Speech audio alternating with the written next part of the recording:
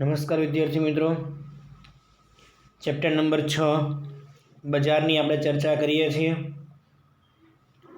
છેલ્લે આપણે પૂર્ણ હરીફાઈવાળું બજાર અને પૂર્ણ હરીફાઈવાળા બજારના લક્ષણો એમની આપણે ચર્ચા કરી ગયા. આ હરીફાયુક્ત બજાર છે. હરીફાયુક્ત બજારની અંદર 3 પ્રકાર છે.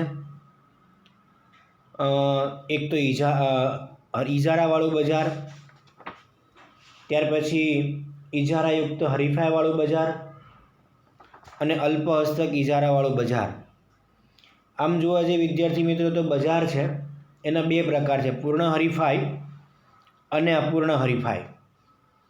અપૂર્ણ હરીફાઈના 3 બજાર: ઇજારાવાળું બજાર, ઇજારાયુક્ત હરીફાઈવાળું બજાર અને અલ્પ હસ્તક ઇજારાવાળું બજાર. એમાં આપણે વિદ્યાર્થી મિત્રો અત્યારે ઇજારાવાળા બજારની આપણે ચર્ચા કરીએ કે ઇજારાવાળું બજાર કોને કહેવામાં આવે છે. ઇજારો એટલે શું? અંગ્રેજીમાં ઇજારો કહેવામાં આવે છે મોનોપોલી.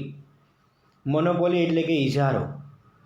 પ્રશિષ્ટ અર્થશાસ્ત્રીઓ બજારના 2 વિરુદ્ધ દિશાના અંતબિંદુઓ તરીકે પૂર્ણ હરીફાઈ અને શુદ્ધ ઇજારાની ચર્ચા કરી છે.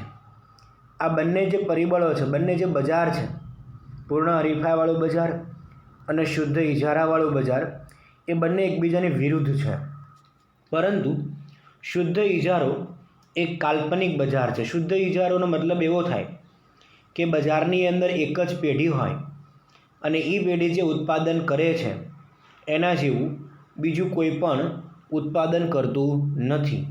એ જે વસ્તુ બનાવે છે એના જેવી વસ્તુ બીજું કોઈ બનાવતું નથી. એ શુદ્ધ ઇજારો છે. વાસ્તવમાં અર્થતંત્રની અંદર જે ઇજારો જોવા મળે છે એ બધા વિદ્યાર્થી મિત્રો અશુદ્ધ ઇજારો છે. ઇજારાના પણ 2 પ્રકાર: શુદ્ધ ઇજારો અને અશુદ્ધ ઇજારો. અત્યારે જે બજારની અંદર છે એ અશુદ્ધ ઇજારો છે. ઇજારો એટલે શું એની આપણે ચર્ચા કરીએ તો કે ઇજારો છે એને અંગ્રેજીમાં કહેવામાં આવે છે મોનોપોલી. શું કહેવાય છે? મોનોપોલી.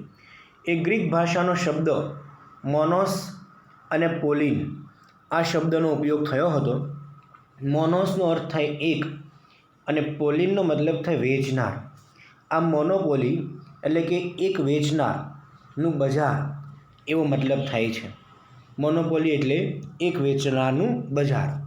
વ્યાખ્યા આપણે 2 આપી છે, પ્રોફેસર ચેમ્બરલિન અને પ્રોફેસર સ્ટિગલર.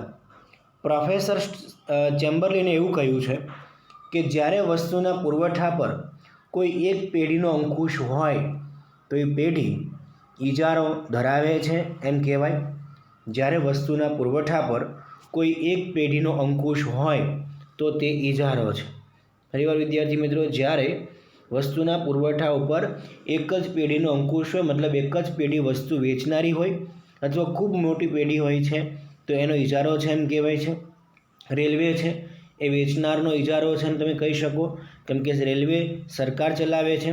જોકે સરકારે પણ અત્યારે રેલવેનું ખાનગીકરણ કરી દીધું છે. પ્રોફેસર સ્ટિગલર એવું કહે છે કે વસ્તુનો એક જ વેચનાર એટલે ઇજારદાર. વસ્તુનો એક જ વેચનાર એટલે ઇજારદાર. ત્યાર પછી હવે વિદ્યાર્થી મિત્રો આપણે ઇજારાના જે લક્ષણો છે એના તરફ આપણે જવું છે. તો કે ઇજારાના લક્ષણની અંદર ઇજારાની અંદર પહેલું લક્ષણ આવે છે કે આ બજારની અંદર ઉત્પાદક કયો કે વેચનાર કયો એક જ છે અને ખરીદનારા છે એ અસંખ્ય છે. કયા બજારની અંદર? તો કે ઇજારાવાળા બજારની અંદર. ઉત્પાદક કયો અથવા તો હું કીધું છે વેચનાર કયો એક જ છે અને ખરીદનારાની સંખ્યા અસંખ્ય છે. ઇજારાવાળા બજારમાં ઉત્પાદક કે વેચનાર એક જ હોય છે. ઉત્પાદક કે વેચનાર એક જ હોય છે અને એ જે ઉત્પાદક કે વેચનાર હોય એ પુરવઠા પર કાબૂ ધરાવે છે. એ વેચનાર એક જ છે એટલે બજારની અંદર ગમે એટલો પુરવઠો બજારમાં મૂકી શકે છે, બજારમાંથી ખેંચી શકે છે. એનો પુરવઠા ઉપર કાબૂ છે. તેને ઇજારદાર કહેવાય છે, કારણ કે એ જે વસ્તુ બજારમાં વેચે છે એના જેવી બીજી વસ્તુ કોઈ વેચતો નથી એટલે એના પુરવઠા ઉપર અંકુશ છે. આ બજારમાં વસ્તુનો ઉત્પાદક એટલે કે વેચનાર એક જ હોય છે એટલે હરીફાઈનું તત્વ જોવા મળતું નથી. એની સાથે કોઈની પણ કોમ્પિટિશન થતી નથી. ઉત્પાદક કે વેચનાર વસ્તુની કિંમત ઉપર પણ સંપૂર્ણ કાબૂ છે. એ જે કિંમત નક્કી કરે છે એને ખરીદનારાઓએ સ્વીકારવી પડે છે. આ બજારમાં ઉત્પાદક કે વેચનાર વસ્તુની કિંમતને અસર કરી શકતો હોવાથી અહીંયા વેચનાર કે ઉત્પાદક છે એમ કહેવાય કે પ્રાઇસ મેકર તરીકે ઓળખવામાં આવે છે, કારણ કે એ કિંમત નક્કી કરે છે અને એ કિંમત કોને સ્વીકારવાની હોય છે તો કે એ જે કિંમત નક્કી થાય છે એ કિંમત ખરીદનારા સ્વીકારે છે. હવે એ કિંમત નક્કી કેમ કરે છે? કારણ કે એક જ કોણ છે તો કે એક જ ઉત્પાદક છે, એક જ એ વેચનાર છે. એટલા માટે એનો કિંમત ઉપર અંકુશ છે. એટલા માટે ઉત્પાદક કે વેચનાર કિંમત નક્કી કરે છે અને એ કિંમતને તો કે ખરીદનારાઓ સ્વીકારે છે. એટલે વેચનારાઓ છે, ઉત્પાદક છે, એ પ્રાઇસ મેકર છે. જ્યારે ખરીદનાર અસંખ્ય હોય છે. બજારની અંદર એક ખરીદનારનું અસ્તિત્વ ખૂબ જ નાનું છે. બરાબર, ફરીવાર કહું છું, રેલવેની અંદર સરકારનો ઇજારો છે એમ કહેવાય, તો રેલવે છે બરાબર, એની ઘણા બધા લોકો એની અંદર બેસે છે. એકાદો ન બેસે તો એનો કાંઈ ફેર પડતો નથી. ખરીદનારનું અસ્તિત્વ ખૂબ જ કેવું હોય છે? નાનું હોય છે. ઇજારામાં હરીફાઈ કરનારા ગ્રાહકો ઇજારામાં હરીફાઈ ખરીદનારાઓ વચ્ચે જોવા મળે છે. ખરીદનારાઓ વસ્તુની કિંમત પર અસર પાડી શકતા નથી. એ વસ્તુની કિંમતમાં ઘટાડો કરાવી શકતા નથી કે કિંમતમાં ફેરફાર કરાવી શકતા નથી, કારણ કે વેચનાર એક જ છે અને એની જ વસ્તુ તમારે લેવી પડે એમ છે. એટલે એ જે કિંમત નક્કી કરે છે એ કિંમતને તમારે સ્વીકારવી પડે, એ કિંમતે તમારે ખરીદી કરવી પડે. એટલે તમે ખરીદનાર કોઈ કિંમતમાં ફેરફાર કરાવી શકતા નથી, કારણ કે વેચનાર એક જ છે અને એ કિંમત નક્કી કરનાર છે. એટલા માટે કોઈ ફેરફાર કરાવી શકે એમ નથી. બીજી બાબત, બીજું લક્ષણ છે તો કે નજીકની અવેજી વસ્તુનું શું છે? એની અંદર અભાવ છે.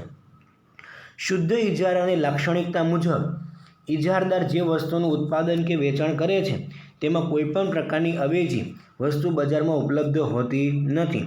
એના જેવી સેમ ટુ સેમ વસ્તુ બજારની અંદર ઉપલબ્ધ હોતી નથી. મેં તમને વિદ્યાર્થી મિત્રો કીધું કે સરકાર રેલવે ચલાવે છે, તો એની બાજુમાં રિલાયન્સની રેલવે દોડતી નથી, કે એની બાજુની અંદર અદાણીની રેલવે દોડતી નથી.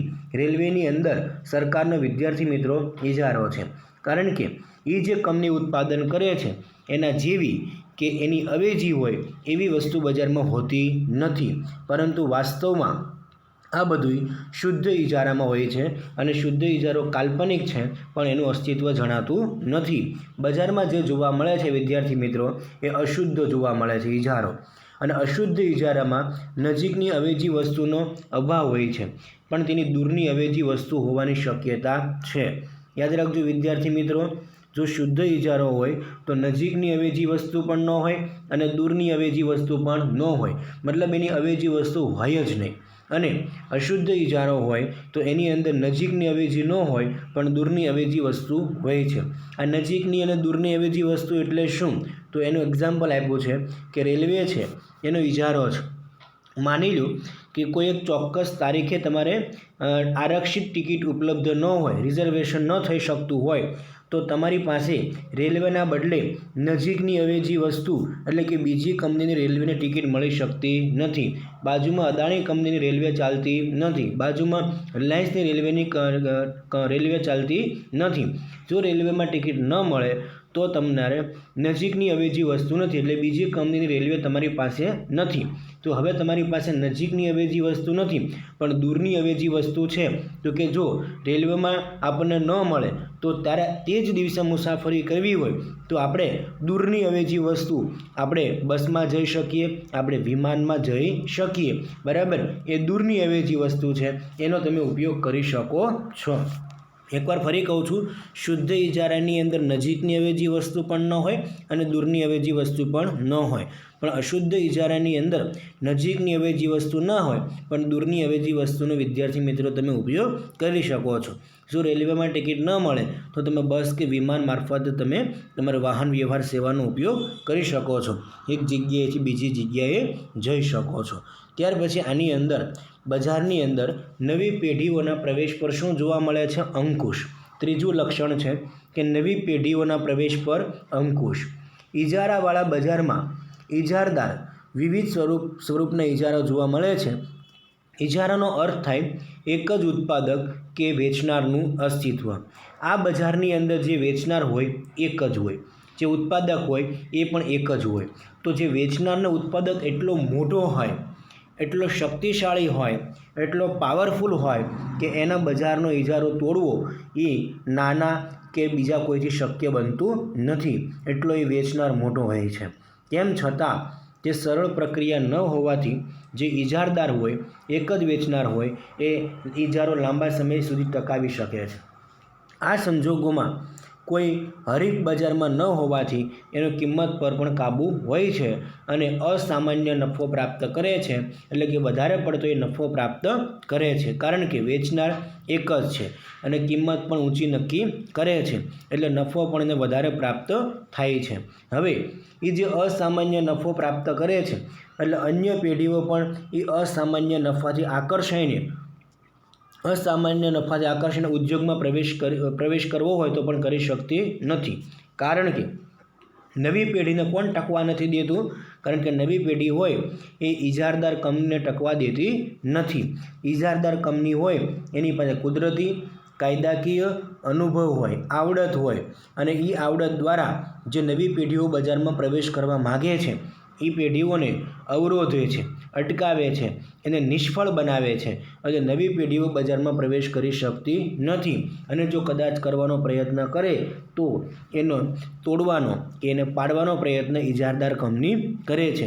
કઈ રીતે એને હટાવી શકાય એની પાસે તમામ પ્રકારનું જ્ઞાન છે અને નવી પેઢીઓને બજારમાં ટકવા દેતા નથી. એની પાસે કુદરતી પરિબળો, કાયદાકીય પરિબળો, અનુભવ છે, આવડત છે, એના દ્વારા નવી પેઢીઓને બજારમાં પ્રવેશ કરતા એ અટકાવે છે. કોણ અટકાવે છે? ઇજારદાર કંપની અટકાવે છે.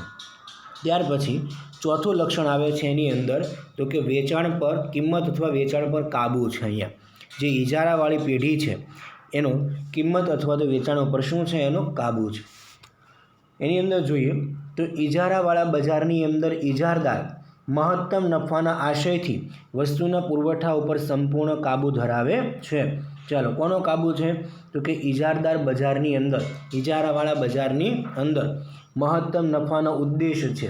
જે પેઢી ઇજારાવાળી છે એનો ઉદ્દેશ મહત્તમ નફાનો છે અને પુરવઠા ઉપર પણ એનો કાબૂ છે. બજારમાં ધારે એટલી વસ્તુ વેચી શકે અને વસ્તુને ગમે ત્યારે ઉઠાવી પણ શકે. પરંતુ ઇજારદાર એક વસ્તુની કિંમત અને વસ્તુના વેચાણ પર ઇજારદાર એક સાથે વસ્તુની કિંમત અને વેચાણ પર કાબૂ મેળવી શકતો નથી. બેય ઉપર કાબૂ નહીં મેળવી શકે. જો એ કિંમત ઉપર કાબૂ રાખવા જશે તો વેચાણ ઓછું થશે, બરાબર. જો વેચાણ વધારવું હોય તો કિંમતને એને નીચે લાવવી પડશે. એટલે બંને ઉપર એકસાથે એનો અંકુશ નથી. કિંમત ઉપર અંકુશ રાખશે તો વેચાણમાં એને સહન કરવું પડશે. જો વેચાણ વધારવું હોય તો કિંમત મન ફાવે એટલે નક્કી કરી શકશે નહીં. આનો અર્થ એ થાય કે ઇજારદાર જો વસ્તુની કિંમત ઊંચી નક્કી કરવા માગતો હોય તો બજારમાં વસ્તુનું ઓછું વેચાણને સ્વીકારવું પડશે, અને જો વસ્તુનું વેચાણને વધારવા ઈચ્છતો હોય તો કિંમતને નીચી સ્વીકારવી પડશે. આમ ઇજારદાર એક સાથે કિંમત અને જે વેચાણરૂપી જે બંને ઘોડા છે એની સાથે એક સાથે આરૂઢ થઈ શકતો નથી, બેસી શકતો નથી. કાં કિંમત ઉપર અંકુશ રાખી શકે, કાં વેચાણ ઉપર અંકુશ રાખી શકે. ઊંચી કિંમત લઈ વધુ વેચાણ કરવું ઇજારદાર માટે શક્ય નથી. બેમાંથી એક ઉપર એનો અંકુશ હોય છે. કિંમત ઉપર હોય તો વેચાણને ઓછું સહન કરવું પડશે અને વેચાણ વધારવું હોય તો કિંમતને નીચે રાખવી પડશે. અસામાન્ય નફો. અહીંયા પેઢી કેવી છે વિદ્યાર્થી મિત્રો? એક જ છે. એટલે આ પેઢીની અંદર નફો કેવો થાય છે? અસામાન્ય. ઇજારાવાળા બજારમાં ઉત્પાદક કે વેચનાર કેવો છે? એક જ છે. આ બજારમાં નવી પેઢીઓના પ્રવેશ બંધ હોવાથી ઇજારદાર ટૂંકા ગાળા કે લાંબા ગાળામાં કોઈપણ પ્રકારની હરીફાઈ વગર એ અસામાન્ય નફાની સ્થિતિનો લાભ લઈ શકે છે, કારણ કે વેચનાર એક જ છે. કિંમત કેવી રાખે છે? તો કે કિંમતને ઊંચી રાખે છે અને કિંમતને ઊંચી રાખવાને લીધે એ નફો કેવો પ્રાપ્ત કરે છે વિદ્યાર્થી મિત્રો? વધારે પ્રાપ્ત કરે છે. એટલે એની કિંમત વધારે હોય. સરેરાશ ખર્ચની કિંમત રાખી નફો મેળવી શકે છે. મતલબ કિંમત એ ઊંચી રાખી વધારે નફો પ્રાપ્ત કરી શકે એને કહેશું અસામાન્ય નફો. કેમ વધારે નફો પ્રાપ્ત કરે છે? કારણ કે વેચનાર એક જ છે. અને કિંમત પણ એ પોતે નક્કી કરે છે. કિંમત એ ધારે એ નક્કી કરી શકે છે, ઊંચી નક્કી કરી શકે છે, એટલા માટે એનો નફો વધારે થઈ શકે છે વિદ્યાર્થી મિત્રો. ત્યાર પછીનું લક્ષણ આવે છે આની અંદર વિદ્યાર્થી મિત્રો કિંમત ભેદભાવનું લક્ષણ છે. અહીંયા કિંમત ભેદભાવનું લક્ષણ એક ઇજારાવાળા બજારની અંદર જોવા મળે છે. ઇજારાવાળા બજારમાં ઉત્પાદક કે વેચનારે શું કરે છે તો કે કિંમત નક્કી કરનાર છે. એ લોકો પ્રાઇઝ મેકર છે, એટલે એની અંદર હરીફાઈનું તત્વ જોવા મળતું નથી. એ જે કિંમત નક્કી કરે એને બધાએ સ્વીકારવી પડે. તેથી ઇજારદાર ઘણીવાર આ તકનો લાભ લઈ ઘણી વખત બની શકે કે વસ્તુની કિંમત જુદી જુદી વસૂલી શકે તો પણ ચાલી શકે, અથવા અલગ અલગ એક જ વસ્તુની કિંમત પણ અલગ અલગ લઈ શકે છે. તો વસ્તુના જુદા જુદા ઉપયોગ અનુસાર એ જુદી જુદી કિંમત વસૂલ કરે છે. સરવાળે કિંમત ભેદભાવ નીતિનો ઉપયોગ કરી શકે છે. દાખલા તરીકે ડૉક્ટર હોય એ પણ એમ કરે. રેલવેની અંદર વાત કરું વિદ્યાર્થી મિત્રો કે તમારે રેલવે અહીંથી તમારે મુંબઈ જવું હોય તો એમાં પણ 4-5 પ્રકાર પડે છે. લોકલમાં જઈ શકો છો, તમે સિટિંગમાં જઈ શકો છો, ત્યાર પછી તમે સ્લીપરમાં જઈ શકો છો, એસીની અંદર જઈ શકો છો. પણ આ બધાના ભાવ કેવા છે? અલગ અલગ. જવાનું છે તમારે એક જ જગ્યાએ, પણ એની કિંમત અલગ અલગ લઈ શકે છે. ડૉક્ટર પણ એવું છે કે એની અંદર ડિલક્સ રૂમ હોય, ઘણી વખત જનરલ વોર્ડ હોય, ઘણી વખત સ્પેશિયલ રૂમ હોય, બધાનું ભાડું અલગ અલગ હોય. ટ્રીટમેન્ટ પણ કેવી હોય? અલગ અલગ. એટલે કિંમતી ભેદભાવ મતલબ અલગ અલગ કિંમત વસૂલ કરી શકે છે. ઉપયોગ જે સારવાર કરવાની છે તો કરવાની છે, પણ એની કિંમત અલગ અલગ લઈ શકે છે. આવી અલગ અલગ કિંમત લઈ શકે છે. કયા બજારની અંદર અલગ અલગ કિંમત લઈ શકે તો કે આ ઇજારાવાળા બજારમાં અલગ અલગ કિંમત લઈ શકે. આ અગત્યનું લક્ષણ છે પેઢી એજ ઉદ્યોગ. ઘણીવાર કહે છે 2 માર્કમાં કે ઇજારાવાળા બજારમાં પેઢી એજ ઉદ્યોગ જોવા મળે છે, સમજાવો. ઇજારાવાળા બજારમાં પેઢી એજ ઉદ્યોગ એટલે શું? તો કે પેઢી કેવી છે?